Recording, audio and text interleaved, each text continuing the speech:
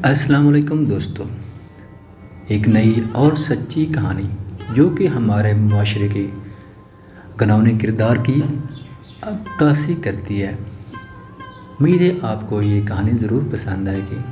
दोस्तों, अगर ये कहानी पसंद आए तो वीडियो को ज़रूर लाइक करें और चैनल को सब्सक्राइब कीजिएगा ताकि ऐसी और वीडियोस आप तक पहुंच सकें। हमारे पुराने मोहल्ले की एक लड़की थी और इस कदर खूबसूरत थी कि उसके मुकाबले की कोई लड़की नहीं थी। मगर मोहल्ले वाले रानी के बारे में एक ऐसी बात कहते थे जिस पर यकीन करना नामुमकिन सा था। मोहल्ले के कुछ लोगों का कहना था कि रानी कोई लड़की नहीं बल्कि ख्वाजा सरा है। ये बात अपने आप में काफ़ी हद तक अजीब थी। रानी के किसी भी अंदाज से नहीं लगता था कि वो लड़की नहीं है, ना आवाज़ से, ना जिस्म से, ना चाल ढाल से।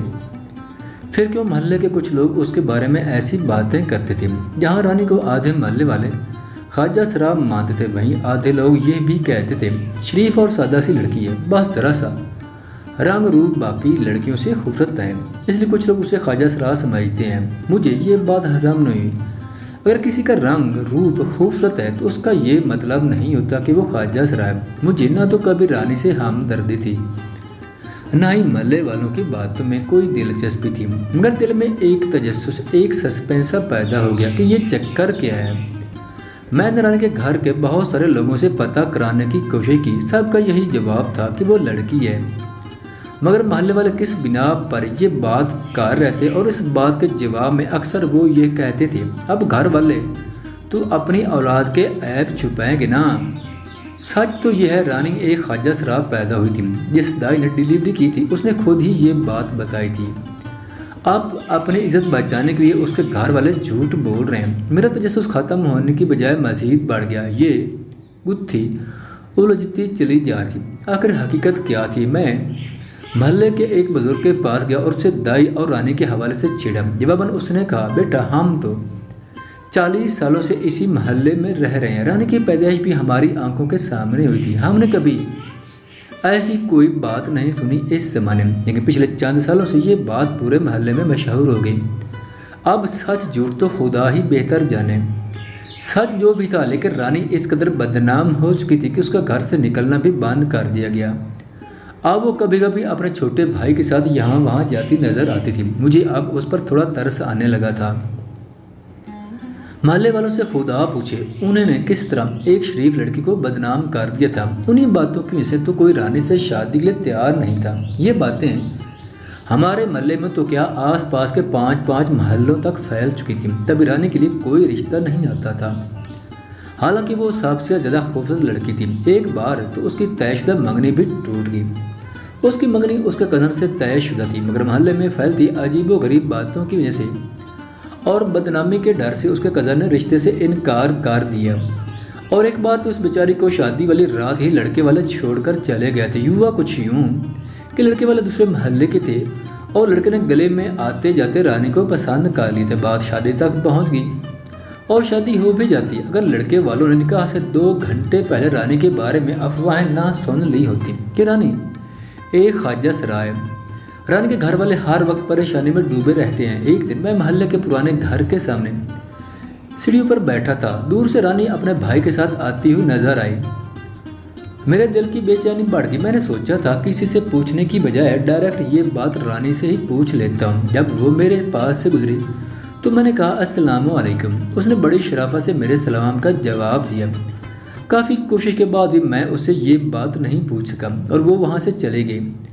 जब उसने मेरे सलाम का जवाब दिया तो वो इतनी खूबसूरत आवाज़ थी जो कि किसी लड़की की ही हो सकती थी। मगर मोहल्ले वालों की बातों ने मुझे दोनों तरह से सोचने पर मजबूर कर दिया था।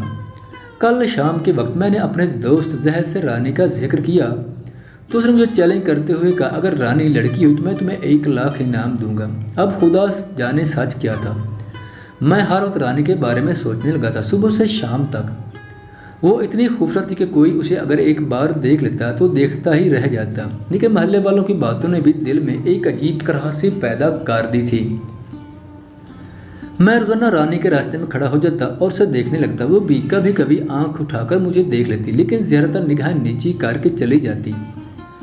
मैं उसे देखते हुए सोचता क्या वो लड़की है या ख्वाजा सिरा, लेकिन मुझे इस सवाल का जवाब कभी नहीं मिलता। मोहल्ले के कुछ लोग कुछ और कहते थे और कुछ लोग कुछ और ही कहते थे। अब सच जानने का सिर्फ एक ही तरीका था कि मैं रानी से शादी कर लूं।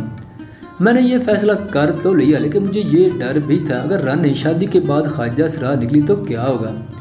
मैंने ये फैसला अब्बू अम्मी को सुनाया तो नाराज़ होकर बोले, अस्तगफिरुल्लाह, अब तुम एक ख्वाजा सिरा से शादी करोगे? पूरा मोहल्ला जानता कि वो लड़की नहीं है। अब्बू अम्मी और तया मुझे काफ़ी देर तक समझाते रहे, लेकिन मैं अपने फैसले पर कायम रहा। मैंने कहा अगर वो ख्वाजा सिरा निकली तो उसे छोड़ दूंगा, लेकिन अब्बू ने हतमी लहजे में कहा अगर तुम उस खुसरे से शादी करोगे तो हमारे घर मत आना। एक ख्वाजा सिरा को हम बहू नहीं बनाएंगे। अब्बू ने मुझे घर से निकाल दिया। जब रिश्तेदारों और दोस्तों ने ये सुना तो सब हैरान हो गए। दोस्त मेरा मजाक उड़ाने लगे और मुझ पर जुमले कसने लगे। कोई कहता अब तुम्हारी दुल्हन ख्वाजा सिरा होगी, तो कोई कहता बेचारे की क्या हालत होगी जब उसे पता चलेगा कि उसकी बीवी लड़की नहीं, ये ख्वाजा सिरा है। मैंने सबकी बातों को नज़रअंदाज कर दिया था। मेरे सब रिश्तेदार दौड़े चले आए, सब मुझे समझा रहे थे। मेरे बहन भाई मुझे समझाने चले आए। मेरे दूर दराज के रिश्तेदारों को जब पता चला तो सब मुझे समझाने आए। मेरे सारे घर वाले नाराज़ हो गए, लेकिन मेरा फैसला हतमी था कि मैं रानी के अलावा कहीं शादी नहीं करूँगा। सारे रिश्तेदार मुझे मुलामत करते हुए चले गए और मेरे मोहल्लेदार अलग मुझे मुलामत कर रहे थे। कोई मुझ पर हंस रहा था तो कोई कह रहा था ये पागल हो गया, लेकिन मैंने किसी की बात ना सुनी। मैं रिश्ते की बात रानी के वालिदैन के सामने की तो रानी के वालिद ने मुझसे कहा था बेटा तुम जानते हो ना रानी के बारे में मोहल्ले में कैसी कैसी बातें मशहूर हो चुकी हैं, उसके बावजूद तुम मुझसे शादी करना चाहती हो। मैंने कहा जी अंकल, ये सब जानने के बावजूद भी मैं रानी से शादी के लिए तैयार हूँ। उसके वालिदैन खुश हो गए, रानी भी खुश थी, लेकिन मेरे दिल में कहीं ना कहीं ये घुटन ज़रूर थी कि रानी की हकीकत क्या होगी। अगर वो सच में कोई ख्वाजा सिरा निकल आई तो क्या होगा, तब क्या होगा। मैं उन सब ख्यालों को जहन से झटकने की कोशिश कर रहा था, मगर सोचें थी कि बढ़ती चली जा रही थी। पहले मैंने सोचा कि रानी के वालिद से कहूँ कि मैं शादी से पहले एक बार रानी को देखना चाहता हूँ, उससे कन्फर्म करना चाहता हूँ कि वो लड़की है या ख्वाजा सिरा। लेकिन ये बात कहना तो दूर, मुझे खुद से सोचते हुए भी शर्म आ रही थी। ऐसी बात मैं कैसे कह सकता। ज़िंदगी अगर जुआ थी तो मैं जुआ खेल चुका था, अब जो होता देखा जाता। मेरे दोस्त मेरा मजाक उड़ाते रहते कि तेरी बीवी ख्वाजा सिरा होगी, बहुत पछताएगा, लेकिन मैंने किसी की बात ना मानी। मैंने एक बहुत बड़ा घर किराए पर ले लिया था जहाँ शादी के बाद मैं रानी को रख सकता। मेरे पास पैसे की कमी नहीं थी, मेरी खुद की जॉब थी। आखिरकार वो लम्हा भी आ गया जब मेरी शादी रानी से हो गई। मैं अपनी शादी पे बहुत टेंशन में था कि जाने क्या होगा। सारी रात मैं सोचते रहा अगर रानी ख्वाजा सिरा निकली तो मेरा क्या होगा। मेरी शादी पे कोई नहीं आया था, न मेरे दोस्त, न रिश्तेदार और ना ही मेरे अपने घर वाले। सबको यही लगता कि जैसे शादी नहीं कोई गुनाह कर रहा हूँ। मुझे किसी की परवाह नहीं थी, लेकिन मेरी खुद की उलझन बढ़ती चली जा रही थी। शादी में जितनी देर रस्में चलती रही मेरा दिल धड़कता रहा। मैं इंतज़ार कर रहा था जब मुझे रानी के बारे में सच पता चलता। पता नहीं उस वक्त मेरी क्या हालत होती। मैं रानी को ब्याह कर अपने घर ले आया था और रानी को कमरे में बिठा दिया। रानी के साथ उसकी माँ और एक बहन भी आई थी जो 2-3 घंटे बाद चली गई। अब रात हो चुकी थी, मुझे रानी के कमरे में जाना था, लेकिन मैं ये सोचकर डर रहा था जाने क्या होगा।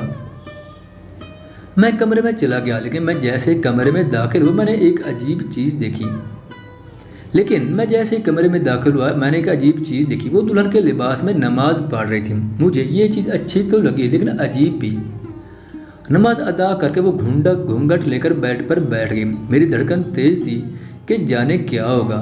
मुझे ये जानने की भी दिलचस्पी थी कि रानी के बारे में जो बातें मशहूर है उनमें कितनी सच्चाई है। मैंने उसके पास जाकर उसे सलाम किया। उसने बड़ी मोहब्बत से मेरी बात का जवाब दिया। मैं उसके पास बैठ गया और सोचा क्या बात करूँ, कैसे करूँ। फिर मैंने उससे पूछा कैसी हो तुम।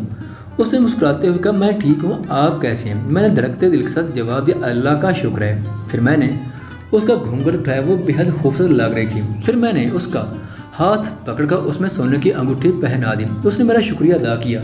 अब वक्त था वो करने का जो मैं कब से करने की ख्वाहिश कर रहा था। अब मेरे तजस्सुस का पैमाना लबरेज हो रहा था।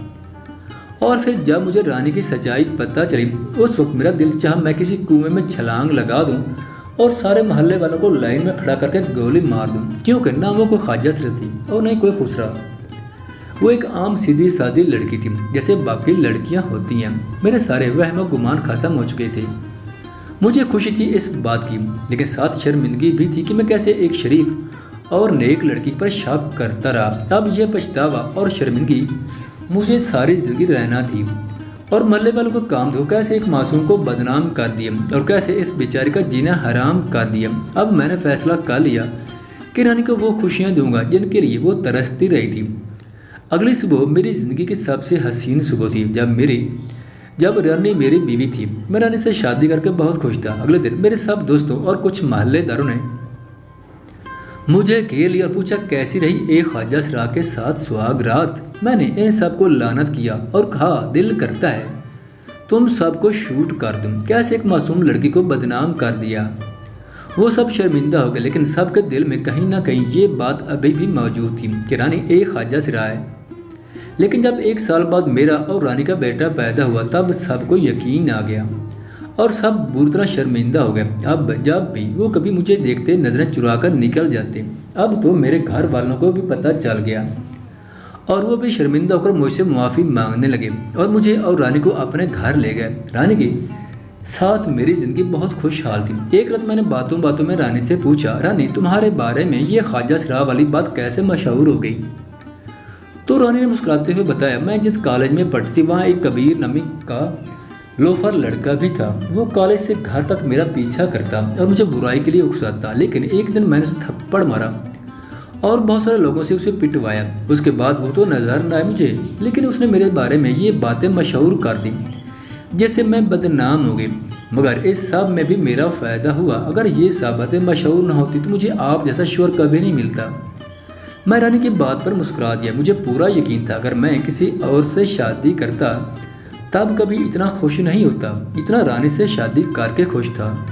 हर चीज़ जैसी नज़र आती है या उसके बारे में हम जैसा सुनते हैं वो वैसा ही हो, ये ज़रूरी तो नहीं।